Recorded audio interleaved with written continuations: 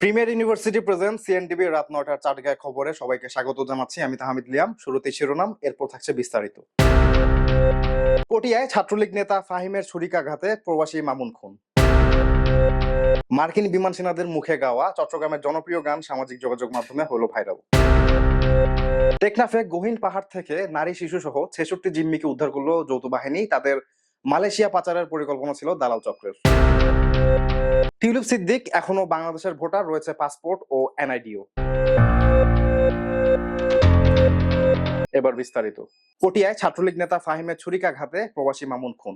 পটিয়া প্রতিনিধি ইমরান হোসেন মুন্নার পাঠানো খবরে জানা যায়, চট্টগ্রামের পটিয়ায় ছাত্রলীগ নেতা ও অপহরণ মামলার প্রধান আসামি ফাহিমের ছুরিকাঘাতে মামুন নামে এক প্রবাসী নিহত হয়েছেন। বৃহস্পতিবার সন্ধ্যা ৭টার দিকে উপজেলার ধলঘাট ইউনিয়নের আলামপুর এলাকায় এ ঘটনা ঘটে। স্থানীয় সূত্রে জানা যায়, সম্প্রতি বিদেশ থেকে দেশে ফিরেছিলেন মামুন। পূর্ব শত্রুতার জেরে ফাহিম ধারালো ছুরি এলোপাতাড়ি আঘাত করলে গুরুতর আহত হন তিনি।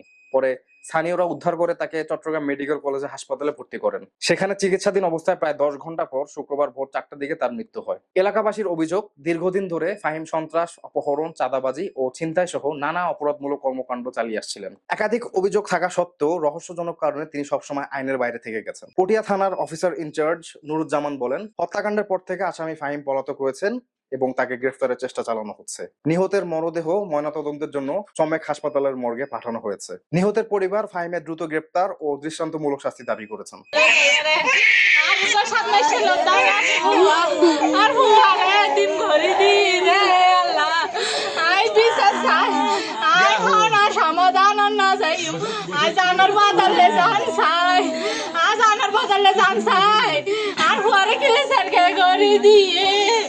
আর হুয়া ৭ মাস নপুরাই আর হুয়ারে তিম গরি দিয়ে আর আমি কুরানি দিয়ে হাতে বিরিয়ানি বানাইম দে উন্দি বলে হড়ে মেরগি দে সাইমানু রৌড়া নদী দূরি দূরি আড়ে দোনো সামনে আগে কিও না ধরে কিও না ধরে ফাহিম নাম হই দে হারালে মেরগি দে আমরা পূর্ব শত্রুতা তো আছে না আলো তারা ওয়াইড গাছিল দে ওয়াইড তারা না নাম হই দে অবকাল মার তারা না আই বিজনেস আই হানো হানো টিয়া পয়সা দি সমাধান নগর গো আজ আনার বদলে জান চাই ইতারা পাবলিক রাত তুলি দাম ভরব কাজের হাউস করে রাজমিস্ত্রি করে জিএম ফাইয়ান করে জিএম ফাইয়ান করে আরে বাজার আনি দিতে ভরব মাংস বাজার তো হয়তো তোর এক মাসের বাজার আনি দিবি এক মাসের বাজার করে যে ৭ মাস নপুরই আর আরে কিলে তুই দিস তুই আর পরে কিলে দিস বিয়ে হইতে গত জুন বিদেশে তুমি আইনার পরে ফেব্রুয়ারি ২০ তারিখ ও সন্দেশত থাকতো উমানত থাকতো দে ওমানত আইছে তো হত নাকি আসছি দে গত হুরবান ২৪ সাল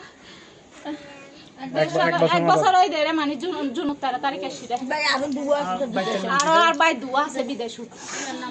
এদিকে মার্কিন বিমান সেনাদের মুখে গাওয়া চট্টগ্রামের জনপ্রিয় আঞ্চলিক ভাষার গান হালু গাইট্টি মুরিট্টিন সামাজিক যোগাযোগ মাধ্যমে হলো ভাইরাল। বাংলাদেশ ও যুক্তরাষ্ট্র বিমান বাহিনীর সদস্যদের অংশগ্রহণে চলমান অপারেশন প্যাসিফিক অ্যাঞ্জেল মহড়ায় সাংস্কৃতিক সৌহার্দ্যের এক অনন্য দৃশ্য ভাইরাল হয়েছে সামাজিক যোগাযোগ মাধ্যমে। মহড়ার এক ফাঁকে বাংলাদেশ বিমান বাহিনীর এক সদস্যর কণ্ঠে বেজে ওঠে জনপ্রিয় চাটগাঁয়া গান হালুর গাইট্টে মুরিট্টিন। তার সঙ্গে যুক্তরাষ্ট্র বিমান বাহিনীর সদস্যরাও তালে তাল মিলিয়ে গান গাওয়া ও বাদ্যযন্ত্র বাজানোর যুক্ত হন। মুহূর্তটি হাসি আনন্দে মাতিয়ে তোলে সবাইকে। ভিডিওটি সামাজিক যোগাযোগ মাধ্যমে ছড়িয়ে পড়লে ব্যাপক আলোচনার জন্ম হয়। অনেকেই একে দুই দেশের বন্ধুত্বের উজ্জ্বল উদাহরণ হিসেবে দেখছেন। তবে বিষয়টি ঘিরে কিছু গুজব ছড়ানোর চেষ্টা চালানো হয়। এ প্রসঙ্গে আন্তঃবাহিনী জনসংযোগ পরিদপ্তর আইএসপিআর জানায়, এটি কোনো গোপন সামরিক কার্যক্রম নয়, বরং নিয়মিত মহড়ার অংশ হিসেবে আয়োজন করা হয়েছে। মহড়ার মূল উদ্দেশ্য হলো মানবিক সহায়তা, চিকিৎসা সেবা ও পারস্পরিক সহযোগিতা বৃদ্ধি। বিশ্লেষকরা বলছেন, এই উদ্যোগ শুধু সামরিক মহড়া নয়, বরং সংস্কৃতি ও সৌহার্দ্যের সেতু বন্ধনও তৈরি করেছে। এদিকে টেকনাফে গহীন পাহাড় থেকে নারী শিশু সহ ৬৬ জিম্মিকে উদ্ধার করলো যৌথ বাহিনী।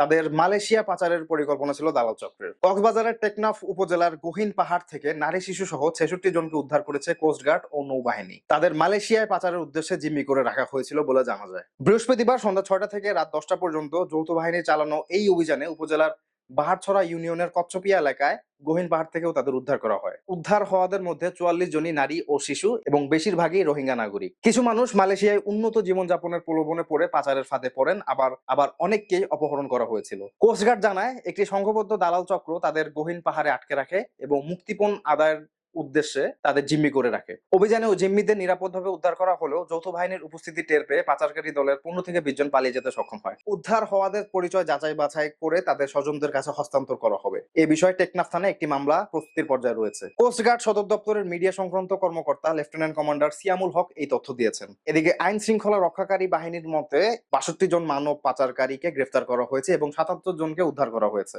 শীতের সময় মানব পাচারের ঘটনা বেশি ঘটে বলেও জানায় তারা। টিউলিপ সিদ্দিক এখনো বাংলাদেশের ভোটার, রয়েছে পাসপোর্ট ও এনআইডিও।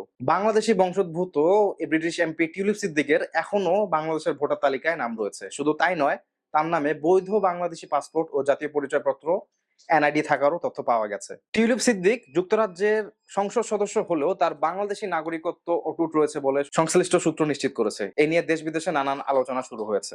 বিশেষজ্ঞরা বলছেন দ্বৈত নাগরিকত্বের ক্ষেত্রে অনেক সময় এমন জটিলতা দেখা যায়। তবে একজন ব্রিটিশ এমপি হয়েও বাংলাদেশে ভোটার থাকা বিষয়টি জনমনে প্রশ্ন তুলেছে।